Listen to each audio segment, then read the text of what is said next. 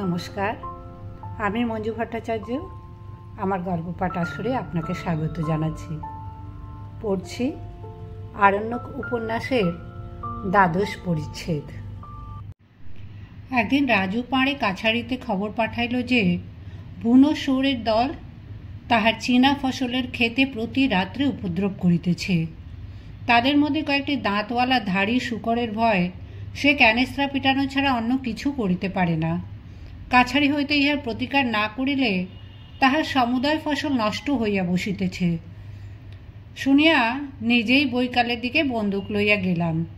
রাজুর কুটির ও জমি নাড়াব ঐহারের ঘন জঙ্গলের মধ্যে, সেদিকে এখনো লোকের বসবাস হয় নাই। ফসলের ক্ষেতের পত্তনও খুব কম হইয়াছে, কাজেই বন্যজন্তুর উপদ্রব বেশি। দেখি রাজু নিজের ক্ষেতে বসিয়া কাজ করিতেছে। আমায় দেখিয়া কাজ ফেলিয়া ছুটিয়া আসিল। আমার হাত হইতে ঘোড়ার লাগাম লইয়া নিকটের একটি হরিতকি গাছে ঘোড়া বাঁধিল। বলিলাম, কই রাজু, তোমায় যে আর দেখিনে, কাছারির দিকে যাও না কেন? রাজুর খুপড়ির চারিদিকে দীর্ঘ কাশের জঙ্গল, মাঝে মাঝে কেঁদ ও হরিতকি গাছ। কি করিয়া যে এই জনশূন্য বনে সে একা থাকে? এই জঙ্গলে কাহারও সহিত দিনান্তে একটি কথা বলিবার উপায় নাই। অদ্ভুত লোক বটে। রাজু বলিল, সময় পাই কই যে কোথাও যাব হুজুর। ক্ষেতের ফসল চৌকি দিতেই প্রাণ বেরিয়ে গেল। তার উপর মহিষ আছে। 3টি মহিষ চড়াইতে ও 1.5 বিঘা জমির চাষ করিতে এত কি ব্যস্ত থাকে যে সে লোকালয়ে যাইবার সময় পায় না। এ কথা জিজ্ঞাসা করিতে যাইতেছিলাম, কিন্তু রাজু আপনা হইতেই তাহার দৈনন্দিন কার্যের যে তালিকা দিল, তাহাতে দেখলাম তাহার নিঃশ্বাস ফেলিবার অবকাশ না থাকারই কথা। ক্ষেত খামারের কাজ, মহিষ চড়ানো, দুধ দোয়া, মাখন তোলা, পূজা অর্চনা, রামায়ণ পাঠ, রান্না খাওয়া, শুনিয়া যেন আমারই হাঁপ লাগিল। কাজের লোক বটে রাজু। ইহার উপর নাকি সারা রাত জাগিয়া ক্যানেস্ত্রা পিটাইতে হয়। বলিলাম, শূকর কখন বেরোয়?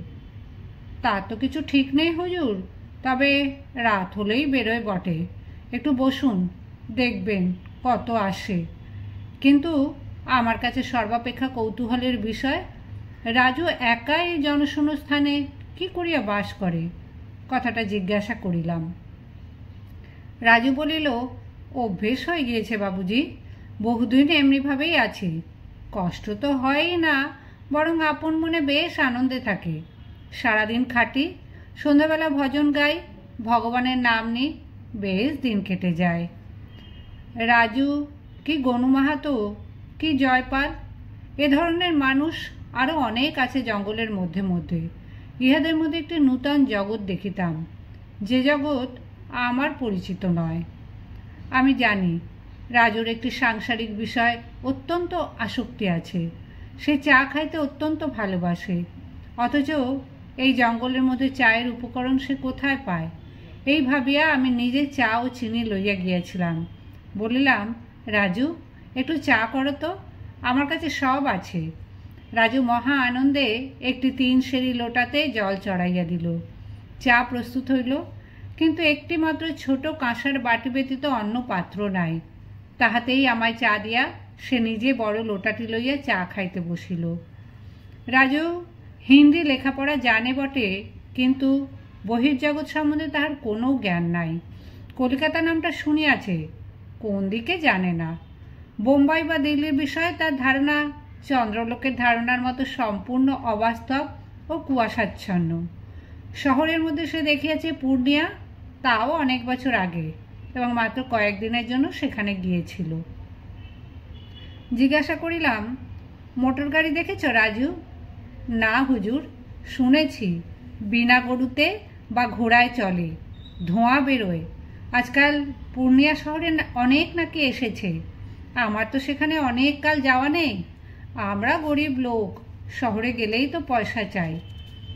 রাজুকে জিজ্ঞাসা করিলাম সে কলিকাতায় যাইতে চায় কিনা। যদি চায় আমি তাহাকে একবার ঘুরাইয়া আনিব, পয়সা লাগিবে না। রাজু বলিল, শহর বড় খারাপ জায়গা, চোর গুন্ডা জুয়া চোরের আড্ডা শুনেছি। সেখানে গেলে শুনেছি যে জাত থাকে না, সব লোক সেখানকার বদমাইশ। আমার এ দেশের একজন লোক কোন শহরের হাসপাতালে গিয়েছিল, তার পায়ে কি হয়েছিল সেই জন্য। ডাক্তার ছুরি দিয়ে পা কাটে আর বলে, তুমি আমাকে কত টাকা দেবে? সে বললে 10 টাকা দেব। তখন ডাক্তার আরও কাটে, আবার বললে, এখনও বলো কত টাকা দেবে? সে বললে, আরও 5 টাকা দেব। ডাক্তার সাহেব, আর কেটো না। ডাক্তার বললে, ওতে হবে না, বলে আবার পা কাটতে লাগলো। সে গরিব লোক যত কাঁদে ডাক্তার ততই ছুরি দিয়ে কাটে। কাটতে কাটতে গোটা পাখানায় কেটে ফেললে। উফ, কি কাণ্ড ভাবুন তো হুজুর। রাজুর কথা শুনিয়া হাস্য সংবরণ করা দায়ে উঠিল। মনে পড়িল, এই রাজুই একবার আকাশে রামধনু উঠিতে দেখিয়া আমাকে বলিয়াছিল, রামধনু যে দেখেছেন বাবুজি, ও ওঠে উইয়ের ঢিবি থেকে, আমি স্বচক্ষে দেখেছি। রাজুর খুপড়ির সামনের উঠোনে একটি বড় খুব উঁচু আশা গাছ আছে, তারই তলায় বসিয়া আমরা চা খাইতেছিলাম। যেদিকে চাই সেদিকেই ঘন বন, কেঁদ, আমলকি, পুষ্পিত বহেরা লতার ঝোপ, বহেরা ফুলের একটি মৃদু সুগন্ধ সান্ধ্য বাতাসকে মিষ্ট করিয়া তুলিয়াছে।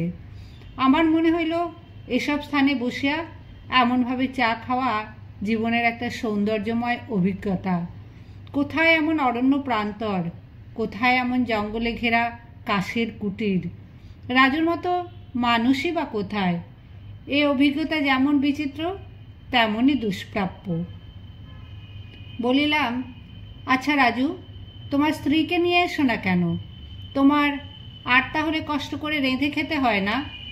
রাজু বলিল, সে বেঁচে নেই হুজুর, আজ 17-18 বছর মারা গিয়েছে।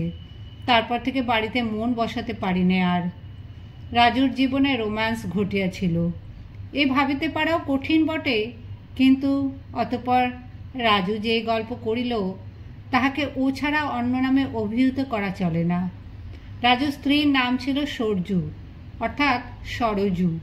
রাজুর বয়স যখন 18 ও সরজুর 14, তখন উত্তর ধরমপুর শ্যামলটোলাতে সরজুর বাপের টোলে রাজু দিন কতক ব্যাকরণ পড়িতে যায়। রাজুকে বলিলাম, কতদিন পড়েছিলে? কিছু না বাবুজি, বছরখানেক ছিলাম, কিন্তু পরীক্ষা দিইনি। সেখানে আমাদের প্রথম দেখাশোনা, এবং ক্রমে ক্রমে আমাকে সমীহ করে রাজু অল্প কাশিয়া চুপ করিল। আমি উৎসাহ দিবার সুরে বললাম, তারপর বলে যাও। কিন্তু হুজুর, ওর বাবা আমার অধ্যাপক, আমি কি করে তাকে কথা বলি? একদিন কার্তিক মাসে ছট পরবের দিন সরজু ছোপানো হলদে শাড়ি পরে কুশি নদীতে একদল মেয়ের সঙ্গে নাইতে যাচ্ছে। রাজু কাশিয়া আবার চুপ করিল। পুনরায় উৎসাহ দিয়া বলিলাম, বলো বলো, তাতে কি? ওকে দেখবার জন্য আমি একটা গাছের আড়ালে লুকিয়ে রইলাম। এর কারণ এই যে ইদানিং ওর সঙ্গে আমার আর তত দেখাশোনা হতো না। এক জায়গায় ওর বিয়েতে কথাবার্তাও চলছিল। যখন দলটি গাইতে গাইতে, আপনি তো জানেন ছট পরবের সময় মেয়েরা গান করতে করতে নদীতে ছট ভাসাতে যায়, তারপর যখন ওরা গাইতে গাইতে আমার সামনে এলো, ও আমায় দেখতে পেয়েছে গাছের আড়ালে। ও হাসলে, আমিও হাসলাম। আমি হাত নেড়ে ইশারা করলাম, একটু পেছিয়ে পড়ো। ও হাত নেড়ে বললে, এখন নয়, ফেরবার সময়। রাজুর 52 বছর বয়সের মুখমণ্ডলে 20 বর্ষীয় তরুণ প্রেমিকের লাজুকতা ও চোখে একটি স্বপ্নভরা শুধু দৃষ্টি ফুটিল এ কথা বলিবার সময়। যেন জীবনের বহু পেছনে প্রথম যৌবনের পূর্ণ দিনগুলিতে যে কল্যাণী তরুণী ছিল, 14 বর্ষ দেশে তাহাকেই খুঁজিতে বাহির হইয়াছে ওর সঙ্গীহারা প্রৌঢ় প্রাণ। এই ঘন জঙ্গলে একা বাস করিয়া সে ক্লান্ত হইয়া পড়িয়েছে। এখন যাহার কথা ভাবিতে তাহার ভালো লাগে, যাহার সাহচর্যের জন্য তার মন উন্মুখ, সে হইল বহুকালে সেই বালিকা সরজু, পৃথিবীতে যে কোথাও আজ আর নেই। বেশ লাগিতেছিল ওর গল্প। আগ্রহের সঙ্গে বলিলাম, তারপর ফেরবার পথে দেখা হলো। ও একটু পিছিয়ে পড়ল দলের থেকে। আমি বললাম, সরজু, আমি বড় কষ্ট পাচ্ছি।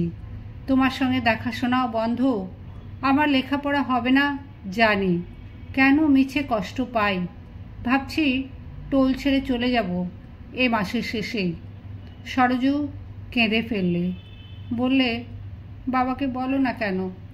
সরজুর কান্না দেখে আমি মরিয়া হয়ে উঠলাম। এমনই হয়তো যে কথা কখনো আমার অধ্যাপককে বলতে পারতাম না, তাই বলে ফেললাম একদিন।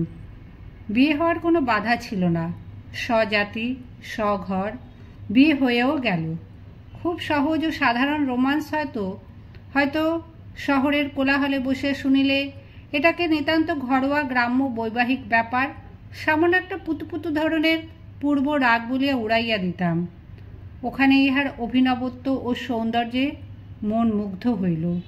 দুইটি নরনারী কি করিয়া পরস্পরকে লাভ করিয়াছিল তাহাদের জীবনে, এই ইতিহাস যে কতখানি রহস্যময় তাহা বুঝিয়েছিলাম সেদিন। চা পান শেষ করিতে সন্ধ্যা উত্তীর্ণ হইয়া আকাশে পাতলা জ্যোৎস্না ফুটিল। ষষ্ঠী কি সপ্তমী তিথি। আমি বন্দুক লইয়া বলিলাম, চলো রাজু, দেখি তোমার ক্ষেতে কোথায় শুয়োর। একটা বড় তুঁত গাছ ক্ষেতের এক পাশে। রাজু বলিল, এই গাছের ওপরে উঠতে হবে হুজুর, আজ সকালে একটা মাচা বেঁধেছি ওর একটা দোডালায়।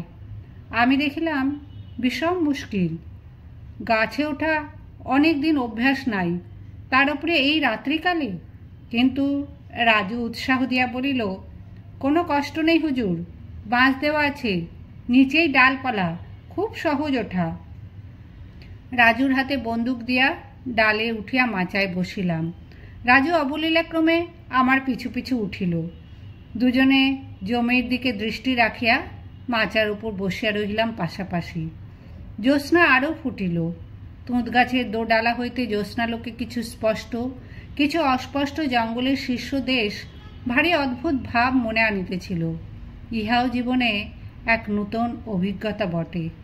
একটু পরে চারিপাশের জঙ্গলে শিয়ালের পাল ডাকিয়া উঠিল। সঙ্গে সঙ্গে একটা কালো মতো কি জানোয়ার দক্ষিণ দিকের ঘন জঙ্গলের ভেতর হইতে বাহির হইয়া রাজুর ক্ষেতে ঢুকিল। রাজু বলিল, ওই দেখুন হুজুর। আমি বন্দুক বাগাইয়া ধরিলাম, কিন্তু আরও কাছে আসলে জ্যোৎস্নালোকে দেখা গেল সেটা শূকর নয়, একটা নীল গাই। নীল গাই মারিবার প্রবৃত্তি হইল না। রাজু মুখে দূর দূর বলিতে সেটা ক্ষিপ্র পদে জঙ্গলের দিকে চলিয়া গেল। আমি একটা ফাঁকা আওয়াজ করিলাম।